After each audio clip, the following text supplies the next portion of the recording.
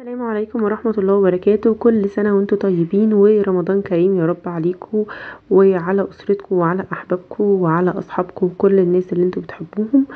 النهاردة هعمل لكم ريفيو عن مشترياتي لشهر رمضان، وهقول لكم ايه الحاجات اللي انا اشتريتها والأسعار بتاعتها وكل التفاصيل الخاصة بالحاجات اللي انا اشتريتها. ويلا بينا نبدأ الفيديو. في البداية انا اشتريت مجموعة مفارش كده. اول مفرش ده كان مفرش صغير بصراحة، انا كنت عايزة اوظفه على ترابيزة التلفزيون.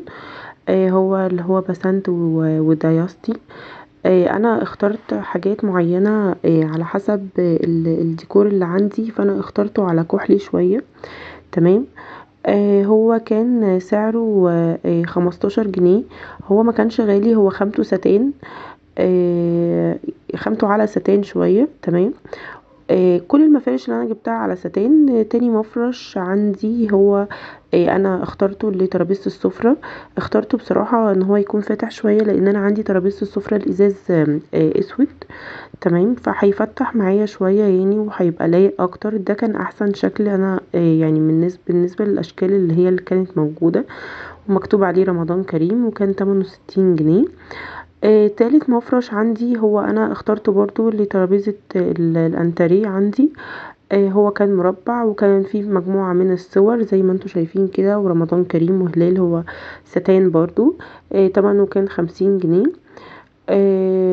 وهو بصراحة عجبني وكان يعني حطيته على الترابيزة، اصلا شكله حلو جدا. اخترت مجموعة من تلبيسات الخدديات مكتوب عليها رمضان كريم. اخترتها باللون الكحلي عشان تليق عندي، لان انا عندي الستارة بتاعة الانتريه كحلي والسجادة بتاعتي فيها كحلي شوية. واخترت معاهم اللون الاصفر ده عشان ان هو ينطق معاهم شوية. اخترت 3. تمام. دي كان تمنها 15 جنيه، يعتبر ما كانتش غالية طبعا بالنسبة للأسعار. دي لقيتها كده كان تمنها 5 جنيه يعني كانت كويسة برضو. ودي مجموعة انا اشتريتها، مجموعة التلاجة. كنت شاريها السنة اللي فاتت تقريبا، كان تمنها 15 جنيه بس. يعني انا هوريها لكم دلوقتي وهفتحها لكم. انا لما فتحتها بصراحة لقيت الكرتون بتاعها لزق في المغناطيس، ودي ما كانتش حاجة حلوة ان انا ركنتها. لان كان عندي ظروف السنة اللي فاتت وما علقتهاش وما حضرتش اصلا شهر رمضان في بيتي خالص. ف يعني اهو الحمد لله ان هي بس هي لزقت معايا. يعني المغناطيس لزق معايا على الرغم من كده.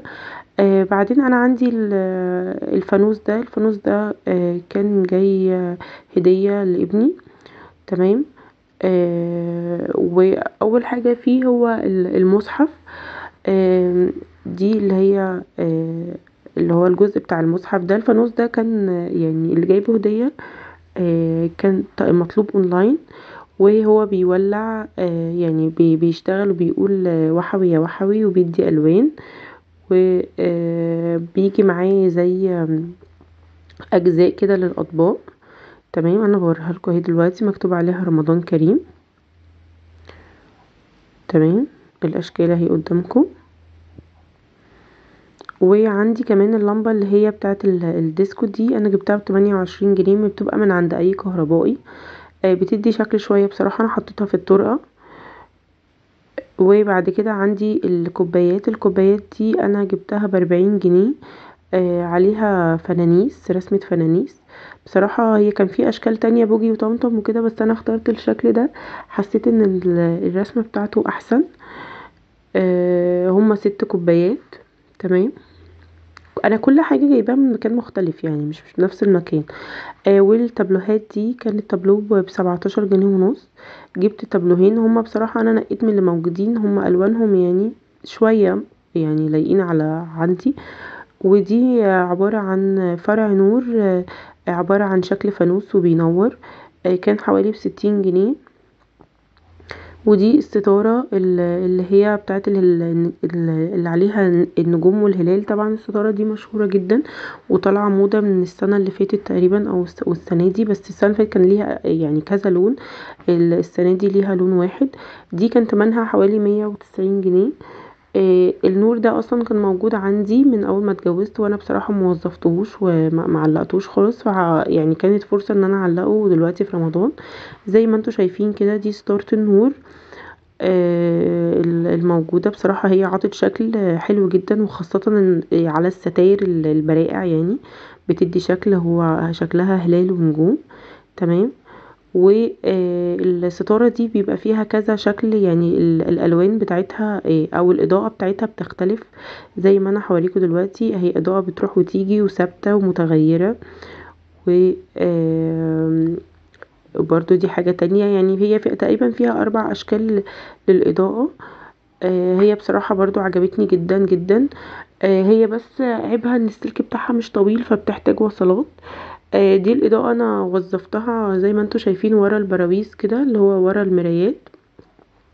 وده المفرش اللي انا وريتهولكوا كده بعد ما حطيته على السفرة. وده كان ورد البوكيه بتاعي من ايام الجواز وكده، انا بصراحة مش عايزة ارميه. هو الفانوس ده ما كانش جايب مصحف، بس انا حطيت له مصحف من عندي. وانا كده شغلت لكم الفانوس اهو. تمام. هو بيدي اضاءة، بيقول لي وحوي وحوي زي ما انا قلت لكم. ودي الاجزاء اللي هي الخاصة اللي هو مساند الكوبايات. دي زي ما انتوا شايفين كده لمبة الديسكو، بصراحة هي عاطية منظر وعاطية شكل في الطرقة، عاطية اضاءة حلوة يعني. اي تغيير يعني، عاطين اشكال. دي اوضة الليفينج عندي. دي الخداديات. تمام، اللي هما ال3 خداديات والتابلو. وظفت التابلو. وده الفرع اللي انا وريتهولكوا. وده النور اللي هي اشكال الفوانيس. تمام، اللي هي على الستارة. وهنا وظفت برضو جزء من الاضاءة اللي هي النور. وده المفرش على ترابيزة التلفزيون. تمام. ودي الكوبايات.